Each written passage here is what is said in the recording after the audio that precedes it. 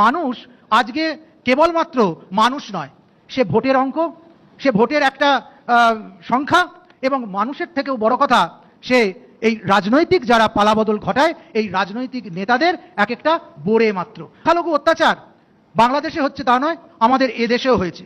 আমরা দেখেছিলাম তাবরিজ আনসারিকে, যেখানে কুরসোয়ানা এলাকার ঝাড়খণ্ডের, সেখানে জয় শ্রীরাম জয় হনুমান বলতে বাধ্য করা হচ্ছিল, এবং সেটা সে বলতে চায়নি বলে শেষ পর্যন্ত তারও মৃত্যু হয় এবং কি নির্মমভাবে তার প্রাণ যায়।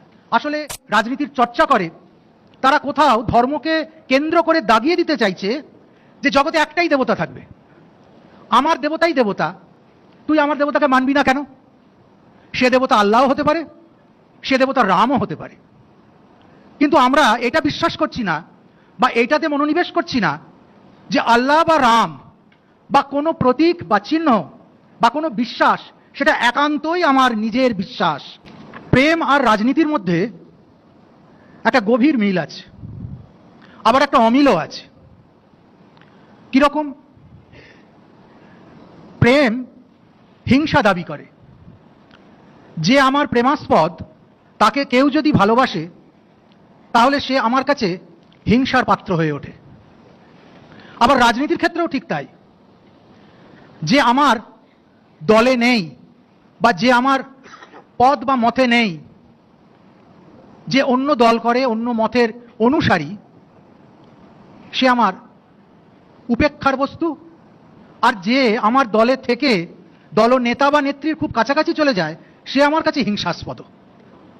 আসল ব্যাপারটা হচ্ছে কোথাও বোধহয় খুব অনুপুঙ্খ মনস্তাত্ত্বিক সূত্রে আমরা এইটা বিশ্বাস করি যে একটা সময় গিয়ে মানুষ তার কাছের মানুষকে আরো নিবিড় করে যখন পেতে চায় তখন তার মধ্যে জন্ম নেয় হিংসা।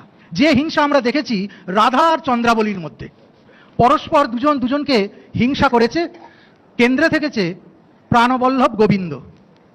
কিন্তু সেই হিংসাটা কোথাও গিয়ে দাপটে, তাগাদে, ক্ষমতায় কিংবা তাগদে পরিণত হয়নি, পরস্পরের প্রতিস্পর্ধী হয়ে ওঠেনি।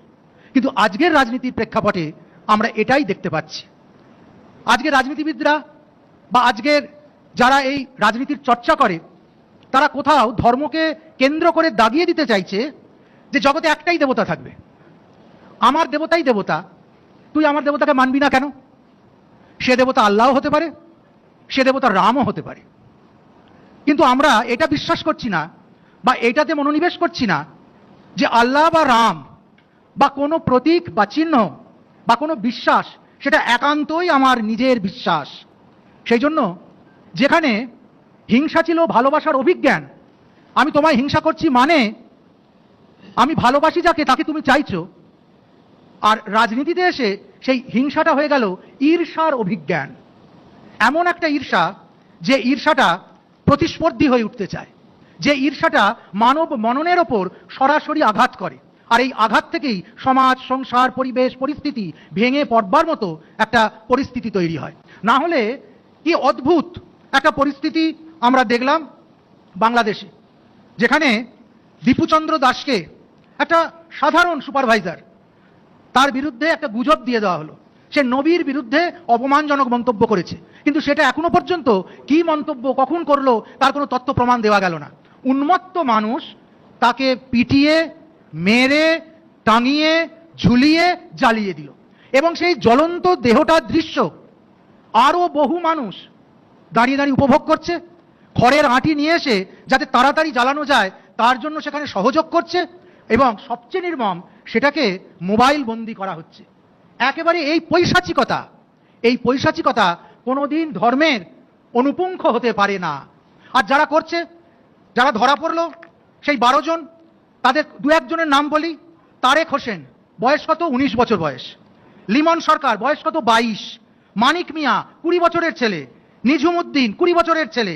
মোহাম্মদ নাজমুল 21 বছরের ছেলে। আমরা কি দেখছি?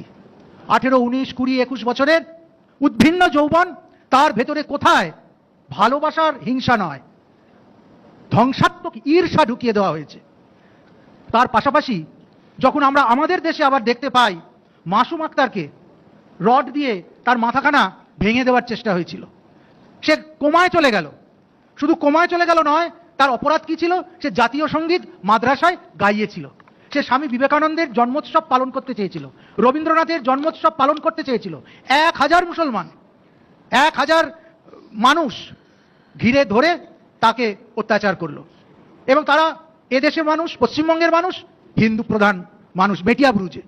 এই যে পারস্পরিক হিংসা, কিন্তু তাকেই তার আক্রান্ত হবার পরই শিক্ষারত্ন দিয়েছে পশ্চিমবঙ্গ সরকার, তাকেই দ্রোণাচার্য উপাধি দিয়েছে, সম্মানে সম্মানিত করেছে এই এবিপি আনন্দ থেকে, আবার তাকেই পদ্মশ্রী দিয়েছে ভারত সরকার। অর্থাৎ কি রাজ্য সরকার, কি ভারত সরকার, সবাই আমরা তার মেধাটাকে মেনে নিয়েছি, কিন্তু আজও তাকে তার নিজের উদ্যোগে আইনি লড়াইটা লড়তে হয়।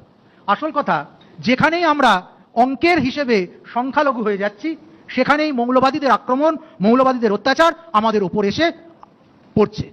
এটা ধর্মের নিদান নয়, এটা মনুষ্যত্বের নিদান নয়। মানুষ আজকে কেবলমাত্র মানুষ নয়, সে ভোটের অঙ্ক, সে ভোটের একটা সংখ্যা, এবং মানুষের থেকেও বড় কথা, সে এই রাজনৈতিক যারা পালাবদল ঘটায়, এই রাজনৈতিক নেতাদের এক একটা বোরে মাত্র। আজকে বোধহয় সভাতে আমরা এই সত্যটাকেই উদ্ঘাটন করতে চেয়েছি। শুধু সংখ্যালঘু অত্যাচার বাংলাদেশে হচ্ছে তা নয়, আমাদের এদেশেও হয়েছে। উড়িষ্যায় যখন দারা সিং গ্রাহাম এবং তার 2 পুত্রকে হত্যা করে, তখন তার নেপথ্যেও কিন্তু থাকে এই নিতান্ত রাজনৈতিক বর্বরতা, ধর্মীয় মৌলবাদ।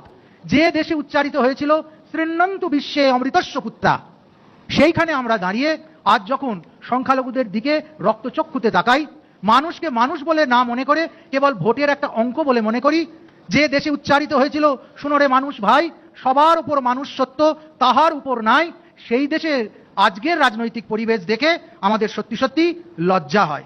শুধু লজ্জা হয় তাই নয়, 18/6/19-এ আমরা দেখেছিলাম তাবরিজ আনসারিকে, যেখানে কুরসোয়ানা এলাকার ঝাড়খণ্ডের, সেখানে জয় শ্রীরাম জয় হনুমান বলতে বাধ্য করা হচ্ছিল, এবং সেটা সে বলতে চায়নি বলে শেষ পর্যন্ত তারও মৃত্যু হয়, এবং কি নির্মমভাবে তার প্রাণ যায়। আসলে কি হিন্দু সংখ্যালঘু, কি মুসলিম সংখ্যালঘু, কি খ্রিস্টান সংখ্যালঘু, যখনই মানুষ সংখ্যালঘু হয়ে যাচ্ছে তখনই কিন্তু তার উপর আক্রমণ নেমে আসছে, সংখ্যাগুরুর আক্রমণ। এই সংখ্যাগুরুর আক্রমণের পিছনে, নেপথ্যে, অন্তরালে কাজ করছে রাজনৈতিক ক্ষমতা দখলের সমীকরণ। আর কতদিন মানুষকে নিয়ে, তার অন্তঃসায়ী অমৃতত্বকে এইভাবে বাজারের পণ্য করে ক্ষমতার রাজনীতিতে আমরা বসতে চাইব, ক্ষমতার গদি আঁকড়ে রাখতে চাইব। আসলে যেদিন আমরা মানুষকে মানুষ বলে বিচার করব, চিহ্নিত করব, যেদিন মানুষের পরিচয় তার মানবতায়, তার বিবেকে, তার মনুষ্যত্বে হবে, সেদিনই যথাযথভাবে রাজনীতিও হবে, ধর্মনীতিও হবে। ধর্ম আর রাজনীতিকে মিলিয়ে দিয়ে তার ঘোলা জলের মধ্যে মাছ ধরার এই অপপ্রয়াস, এটা মানবতার সবচেয়ে বড় অপমান।